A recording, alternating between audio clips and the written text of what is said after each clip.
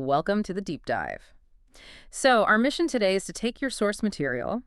We're looking at a new translation of the long discourses, the Digha Nikaya, and also the sayings of the Dhamma, and just pull out the most essential, the most applicable nuggets of knowledge. We're diving into the spiritual world of ancient India. That's exactly right. And we're not treating these texts like, some historical curiosity. The goal is to get a really quick but thorough grasp of the philosophical landscape at the time the Buddha was teaching. And pull out what's still vital for you today. Precisely. These are deep ideas, for sure, but they're grounded in a very practical reality. They were passed down for a reason, for benefit, for spiritual freedom. Okay, so let unpack that. I think we have to start with the geography, the history, the setting really informs the philosophy. When we're talking about the Buddha's lifetime, roughly the 6th to 4th centuries BCE, where are we and what's the feeling on the street? We are firmly in the Gangetic Plain. It's this vast, really vibrant area that they often called the region of the 16 nations. The Buddha spent his whole life just traveling this one defined, relatively small cultural sphere. So from modern Delhi over to the Bay of Bengal. That's the one. And crucially, he never left it. So this wasn't some isolated, rural teaching. He was right in the heart of all this sophisticated political and economic stuff. Absolutely. This is an age of rising city-states, of increasing social complexity. He spent most of his time around major power centers, places like Savathi in Kosala and Rajagaha in Magadha. Right. And people were, by and large, reasonably well off. Agriculture was established, trade was booming, new kinds of commerce were popping up. But I'm guessing economic growth doesn't always guarantee emotional stability. Right. What was the central tension? What was pushing people away from just material success and towards spiritual seeking? Well, the sources show this really profound anxiety that's all tied to uncertainty. I mean, sure, you had banditry, injustice, poverty, all that was bubbling into the surface of the prosperity. But the real driver was how hard it was for people to square their traditional life, based on land, cattle, fixed social roles, with this new, unpredictable world of money and careers. Okay, so a values clash. A huge one. You see these constant laments in the text about how unpredictable wealth is, and that feeling that everything you build could just vanish tomorrow. That's what fueled this whole spiritual marketplace. It sounds shockingly familiar, doesn't it? That instability. It's jarring. The fundamental anxiety really hasn't changed. So if uncertainty was the fuel, who were let's say, the dominant spiritual architects? Yeah. Who was offering competing blueprints for how to find stability? It was a very noisy marketplace. On one side, you had the establishment, Brahmanism. Right, based on the Vedas. They relied on the ancient Vedas. Yeah, though a lot of the old Vedic gods were kind of fading by then. Their core claim was all about the power of their rituals, like the Agnihotra, pouring ghee on the fire, and the absolute holiness of their caste. They said they were the divinity's true-born sons. And the Buddhist take on that? He just rejected it, out of hand. The caste claims the idea that a ritual automatically works. He just didn't buy it. That must have created a lot of friction. I mean, how do you critique the entire social order without, causing total upheaval? He did it by offering a deeper, more compelling explanation for how the universe and ethics actually work. And it's important to know, a lot of the ascetic schools, Buddhism, Jainism, others, they actually shared this broad cosmological foundation. They all bought into certain core concepts. Exactly. They all accepted transmigration, or Saisara. The idea of being reborn over and over again. Countless times.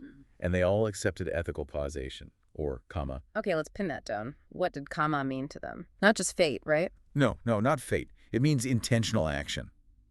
What you do, what you say, even what you think, if it's intentional, it drives future results. Your ethical choices are the engine for your next life. So the debate wasn't if your choices mattered, but how to make sure those choices led you to freedom. That's the one. And this brings us to the Buddha's systematic philosophical cleanup. He didn't just offer a new path, he offered this incredibly rigorous critique of what wasn't helpful. Which is all laid out in the Divine Net. That's right, the Brahmajala Sutta. It's an amazing text. It outlines and then just dismisses 62 different kinds of wrong view. 62. So what kind of views are we talking about? I mean, everything. Meaningless speculations about the cosmos, the self, reality. He categorizes everyone from the people who say the self is eternal to the ones who claim the universe is infinite. And he rejected all of them. But why spend so much energy laying out all these positions just to say they're wrong? Because they don't lead anywhere. That was his point. These debates are spiritually inert. They burn up your energy, but they don't bring you any closer to peace. He even points out the people who, when you ask them these big metaphysical questions, they just resort to verbal flip-flops. Verbal flip-flops. I know those people. Oh, we all do. They say things like, well, I don't say it's like this, but I don't say it's like that, just because they're afraid of being wrong. The Buddha was basically saying that this kind of intellectual cowardice, this endless speculation, is just a form of spiritual stagnation. You have to detach from it to get anywhere. It's like he was trying to clear away all the intellectual noise so you could finally hear what actually matters. And he applied that same critical thinking to the social order too, right? Specifically with castes. He did, and it was radical. Yeah. You have to look at the Aganya Sutta, which is this myth of origins. It's groundbreaking because it completely replaces the dominant creation mythology with an evolutionary account. An evolutionary account, so not a divine plan. Not at all. It describes how the world and humanity literally evolve and decay based on collective morality. That's a huge departure. It is. And he uses this story to directly challenge the Brahmin claim that they're superior by birth. He argued that the classes, aristocrats, Brahmins, merchants, they were created by virtue of principle, not against principle. Meaning what, exactly? Meaning social roles developed because of ethical activity and necessity, not because some god said so. It makes his whole teaching fundamentally meritocratic. It's about what you do, not who you were born as. So the Dhamma was positioned as the pragmatic, actionable path. It's about application, not endless debate. Which brings us perfectly to what you, the listener, really want.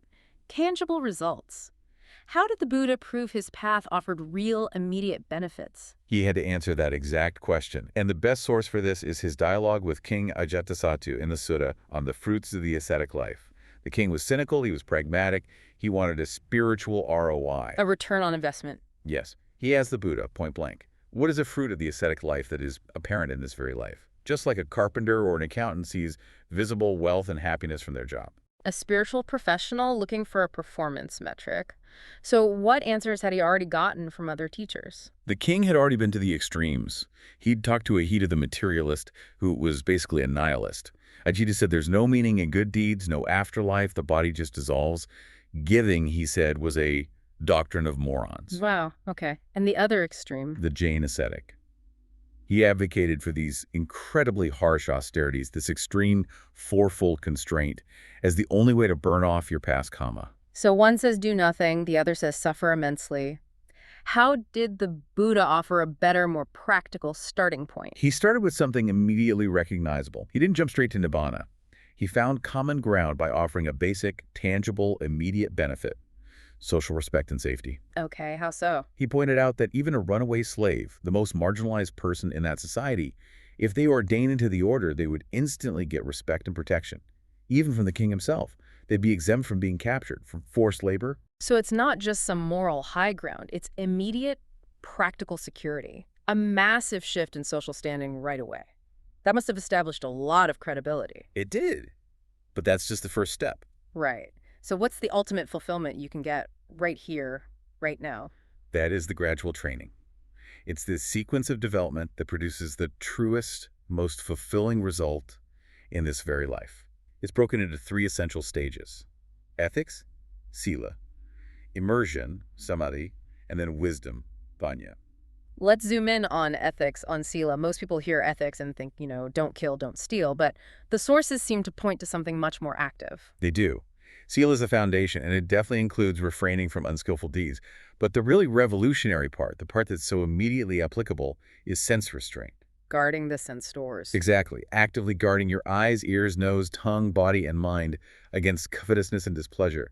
If you see something beautiful or hear an insult, you don't let that input trigger this overwhelming reaction, positive or negative. It's like a spiritual firewall. You're actively managing the input that generates suffering, so you're not just constantly chasing pleasure or running from pain. Precisely. And once that ethical foundation is solid, once you've minimized all that internal noise and reaction, then the mind is ready for the next stage: immersion or samadhi. Which is meditative absorption, the jhanas. Right. And the practical function of that is to cleanse the mind of obstacles. When the mind enters the jhanas, it's systematically purified. It sheds the 5 big hindrances: sensual desire, ill will, laziness, restlessness and remorse, and finally, skeptical doubt. Imagine going into a meeting with a mind that has no doubt or ill will. That's the result. A mind that's pliable, bright, flawless, ready to work. That's the product of samadhi. So you've removed the emotional and intellectual corruption, a powerful tool for clarity. Exactly. And when the mind is purified, steady, imperturbable, it can enter the third stage, wisdom, panya. This is where you use that refined concentration to realize special forms of knowledge, which culminates in the deep, direct realization of the Four Noble Truths, this whole sequence that is the fruit apparent in this very life. Now, this path sounds incredibly disciplined, and it is, but one of the key things from the sources is the constant emphasis on joy. This is clearly not some grim, self-punishing path. Emphatically not. The description of the gradual training has a pronounced emphasis on beauty and pleasure. It's described as a process of grace and joy and freedom. So as you get deeper, happiness increases. It deepens. The joy that comes from ethical clarity and a still, concentrated mind is a massive differentiator from the painful austerities that other ascetics were preaching back then. And the ultimate insight, the Four Noble Truths, that gives you the framework for this joy. You have to understand suffering to solve it. Right. Suffering, dukkha, is the spur that drives us. But realizing it has an origin craving and a cessation nibbana, or quenching, that sparks the faith and resolve to actually do something. You realize it's not just random chaos.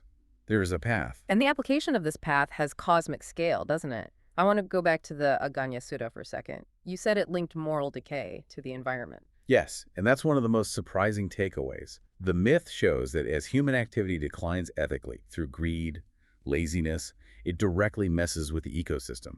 Plants wither, the environment changes. It even mentions something very similar to anthropogenic climate change. So our personal choices literally shape the world. It's an explicit statement. Individual and collective ethical choices play a critical role in the world's fate. Our personal purity impacts the largest scale possible. That is a huge lesson in responsibility. Okay, let's distill this down into some memorable, sticky ethical nuggets. What does the sayings of the Dhammapada tell us about everyday conduct? There are three critical lessons that are just universally applicable. The first is an immediate release from suffering. Never is hatred laid to rest by hate. It's laid to rest by love. This is an ancient teaching. The ultimate counterintuitive strategy. It is. In a world full of conflict, it gives you an immediate way to disarm your own internal suffering. You just refuse to fuel the grudge. It shifts the burden of creating peace from the other person onto you. What's the second core virtue? Diligence, or heedfulness, appamada. This is the active, moment-to-moment vigilance you need. The wise person, through hard work and diligence, by restraint and by self-control, managed to build an island that the floods cannot overflow. That's a powerful analogy. It is. In the face of unpredictable wealth, politics, the floods of Samsara itself, diligence is how you build your own stability. You can't rely on luck. You have to build your own sanctuary. And you have to do it alone, which is the final ethical nugget. Purity and impurity are personal matters. No one can purify another. Evil is done by oneself. Purification is achieved by oneself.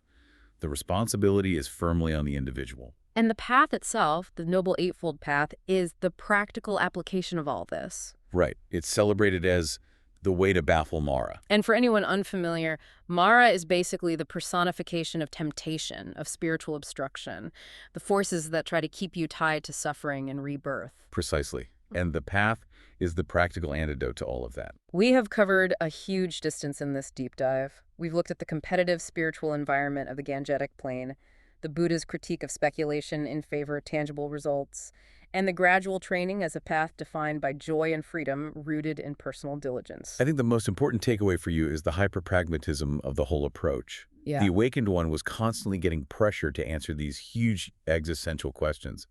Is the cosmos eternal? What happens to the self after death? The big ones. The big ones. And he deliberately dismissed them as irrelevant. Why I refuse to answer them? Because they were not beneficial or relevant to the fundamentals of the spiritual life. They don't lead to action. They don't lead to peace. He only taught the four truths because they lead to disillusionment, dispassion, cessation, peace, insight, awakening, and extinguishment. So if the information doesn't move you toward freedom, it's just not worth your time. Exactly. That leaves us with a provocative final thought then, one inspired directly by these texts. The Buddha was essentially the original editor of information, discarding anything that didn't lead to applied results. So consider this. What truths, beliefs, or specific debates, whether in complex meetings at work or in the endless arguments you read online, are you holding on to that, if you are brutally honest, do not in the end lead you toward peace, freedom, or genuine application? What are you pondering that the awakened one would simply call futile?